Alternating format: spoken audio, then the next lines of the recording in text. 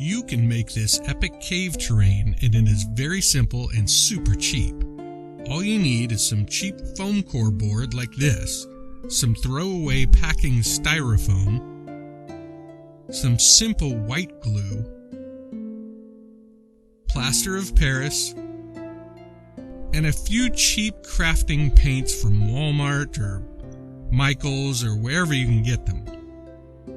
That is literally all you need to make this terrain. So let's get started, and I'll show you step by step how to build it. First, grab a knife, or just some scissors, whatever you have that can cut foam core board, and cut a piece that is 3 inches by 8 inches. Peel off the paper from both sides of the foam core. This is why you use the cheap stuff. The paper comes off really easily.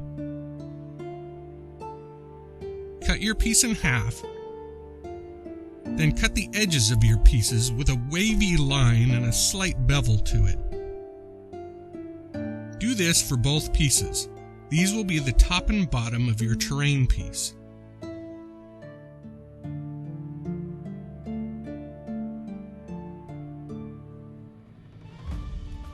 Next, grab your packing styrofoam and just break off a few pieces that fit the length of your foam core. Make some a little more narrow as you will be stacking them, and you want a little bit of a taper in the middle. Stack up enough pieces to be about twice as tall as a standard mini, or 3 to 4 inches when everything is stacked up. To glue the pieces in place, just run a bead of white glue along the center. You don't want so much that it oozes out the sides, since later when we carve these, the glue can be tough to cut through. There's no need to weigh it down or worry about gaps in the styrofoam, because that will add to the natural random shape, and small gaps will get filled in when we plaster over everything.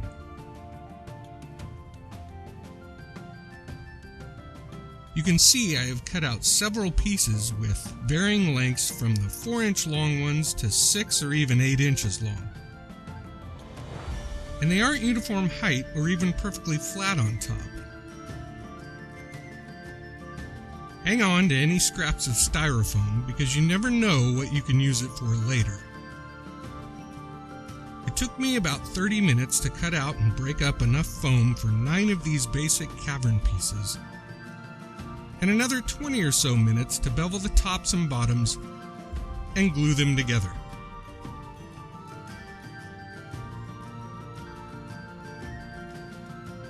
Once the glue is dried, you can start carving. Now this is the most difficult part because you have to trust your instincts. To carve the cavern walls, grab a knife again, or if you have one, a pick like this one works really well too. Then just start cutting away with the knife. Concentrate on getting rid of any flat surfaces and leveling any seams in the foam so the pieces more or less blend together. Try not to cut too much foam away, but let the shape of the wall just kind of naturally expose itself. You're going to want the middle section to be carved inward more than the top and the bottom. This will give the piece a cavern-like shape, indicating a ceiling. Do not worry about being precise. This is a very rough carving, and when the plaster is applied, a lot of the details will be covered up.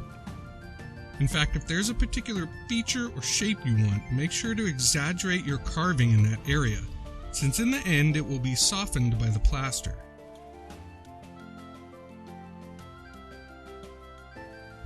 Continue picking and cutting and tearing at the foam until you get a shape that you are satisfied with. Don't be afraid to hack away. If you don't like how it looks, you can just chuck it and start on another one. And really, nothing will end up looking bad.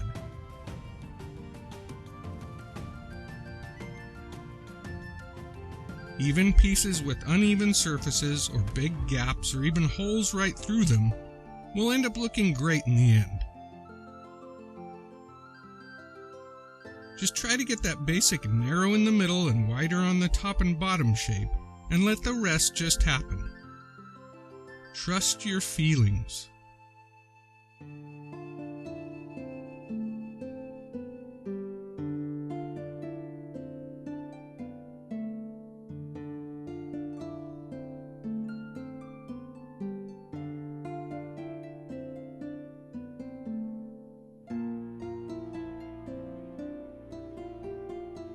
This will make a huge mess, but remember to hang on to all the leftover foam because you never know what it can be used for later. I like to use an old salad container from the grocery store to put this stuff in. But next up for your cavern pieces is plaster. Start with about a half a cup of plaster and pour in a generous helping of black craft paint and a little bit of water to start mixing. The black paint gives the plaster a good base of gray, and when the plaster chips off later, there won't be any bright white plaster underneath.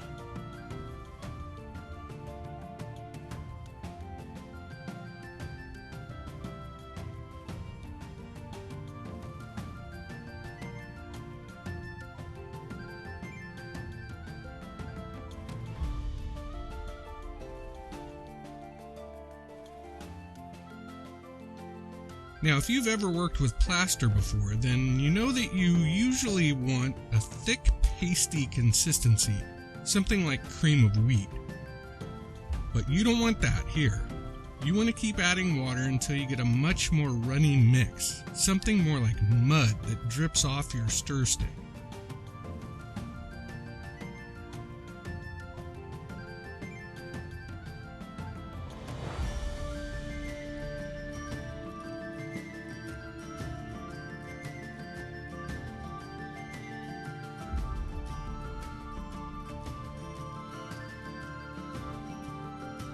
Now at this point, if you want, you can add some fiber for texture, but you don't have to do this. This stuff that I have was just an egg carton that I tore up and blended up in a blender. But again, you don't have to do this, just plaster is fine.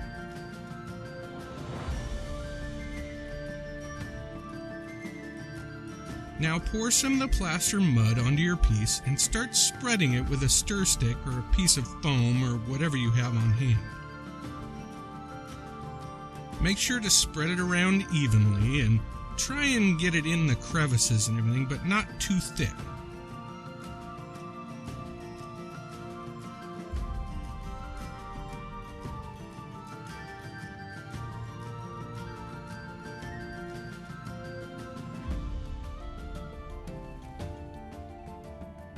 Continue to pour and spread the plaster all over the piece, making sure to cover every nook and cranny of the foam.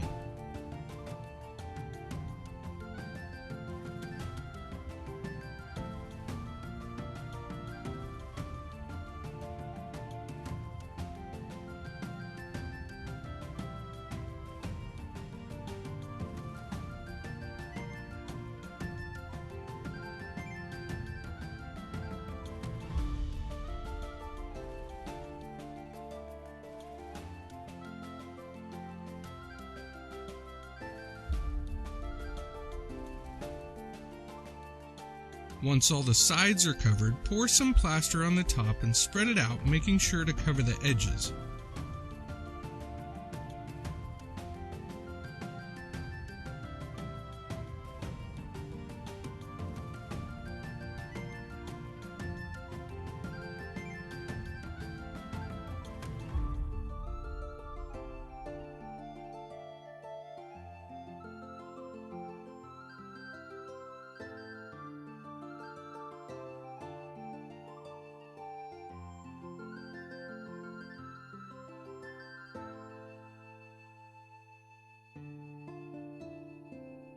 One cup of plaster should be enough to cover 2 pieces of terrain at once.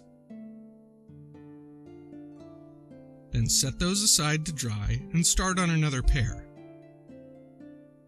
This is very messy work, so do it on a surface you can make an absolute mess of.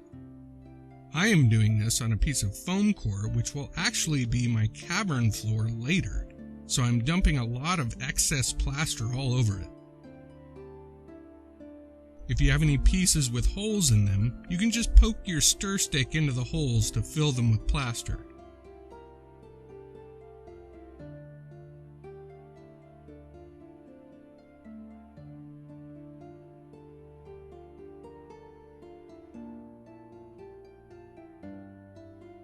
It took me about 2 hours to completely cover all 9 of my pieces with plaster.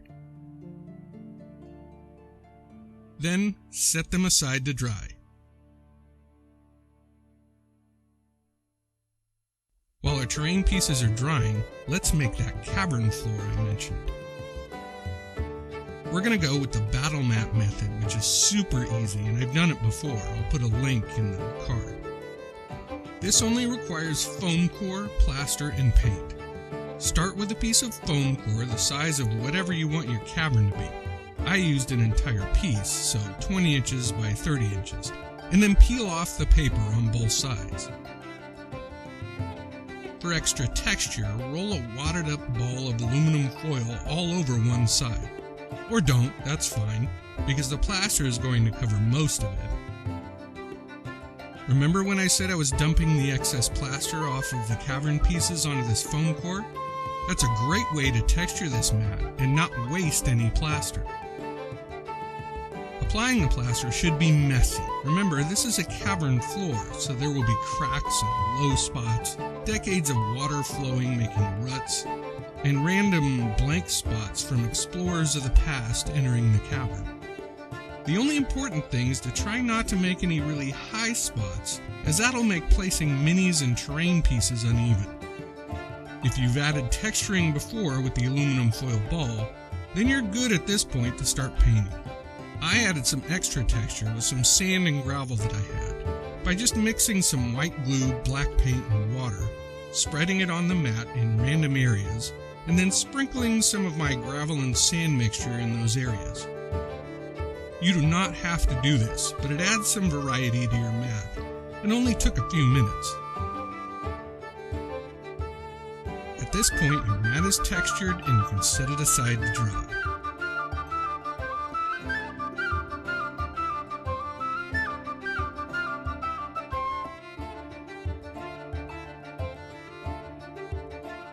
Once all the plaster is dry, you can start painting, starting with a medium gray that is close in tone to your dried plaster. It doesn't have to be exact. You can see that my mat has a variety of shades and tones of gray, but this base coat should be a close match to any of them. And it is best if you either mix a lot of this or use something right out of the bottle so that you can paint all of your terrain pieces and the mat, so your mat and pieces are all tied together. Apply this base coat generously on the entire mat, covering any white space. You don't have to cover every single spot on the mat, and actually you should leave some of the other shades of your plaster to show through. In fact, after applying the gray and while the base coat was still wet, I mixed some burnt umber into some of the gray, watered it down, and applied it to the base coat, mixing it into the base gray to add variety to the tone.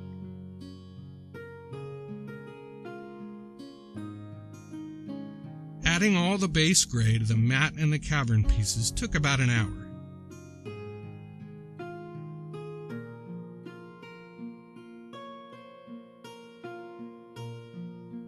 With the base gray applied to all the cavern pieces and the mat, we can start detailing the paint. Start by stippling a brown tinted gray on the cavern pieces, just splotching it into various spots with no particular pattern to it. Just make it random and be sure not to cover up the base gray.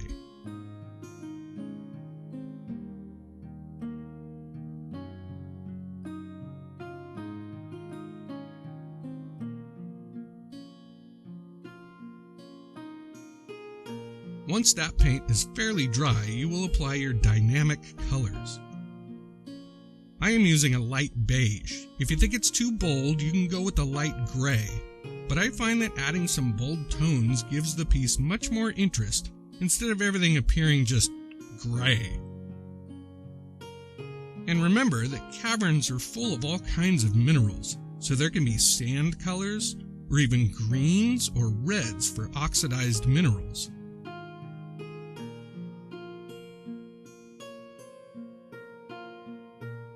When you apply this first color coat, apply it as a heavy dry brush, or what's sometimes called a wet brush. Don't completely saturate the piece, but also don't go so light that you only hit the high spots. Go ahead and scrub into the low spots in some places. Once you've completed wet brushing all the cavern pieces, do the same to the cavern floor mat.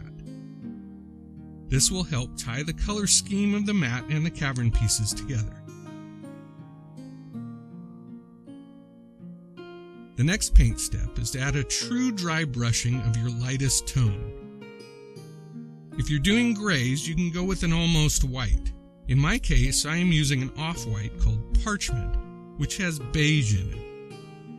If you don't know what dry brushing is, it's applying very little paint, as if the brush has run out of paint, and just barely brushing along the raised spots on a piece to just bring out the highlights.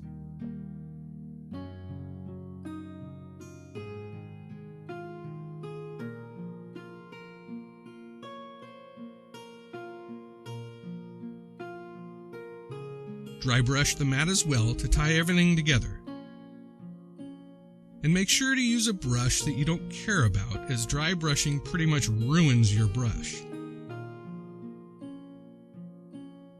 The dry brushing should only take about 20 minutes total, and at that point you can be done if you want. You'll have some great cavern terrain and a mat to put it on. But if you want to make it really shine, you can add some washes and varnish to your pieces. Water down a bright yellow earthy tone with a lot of water. Then apply it to some spots on the pieces where water would flow or pool up and leave mineral deposits.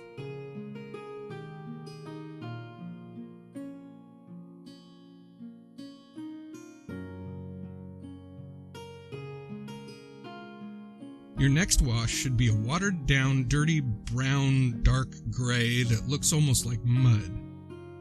Again, I used burnt umber in my base gray mix and heavily watered it down. The last thing to do is on any places you want to have look like water is currently dripping, flowing, or pooling, add some gloss varnish, or I like to use fingernail polish top coat. And with those details complete, you have created some epic cavern terrain that is ready to be used to awe your players when they step foot into your cavern encounter.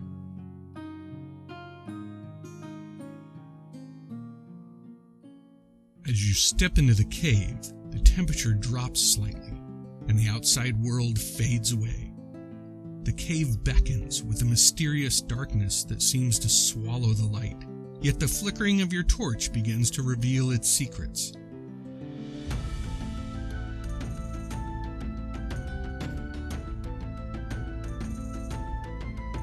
Giant fungus sprouts from the floor, and the air is tinged with the scent of earth and adventure. Echoes of unseen water droplets resonate in the distance. The ground beneath your feet is uneven, with small, crystal-clear pools reflecting the hues of the minerals embedded in the rocks. As your party descends into the heart of the cave, a huge figure emerges from the shadows, its scales shimmering with iridescent red.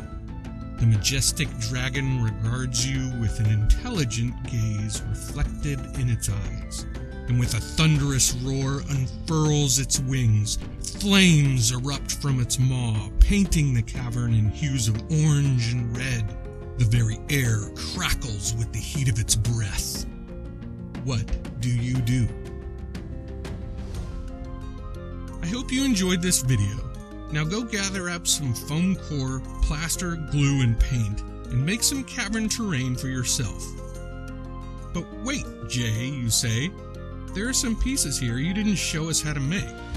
Well, be sure to subscribe and hit the notification bell to see the next video when I will show you how to make these stalactite and stalagmites with just foam core, plaster, toothpicks, and aluminum foil. Thanks to all my subscribers. Check out my Patreon if you want to support the channel.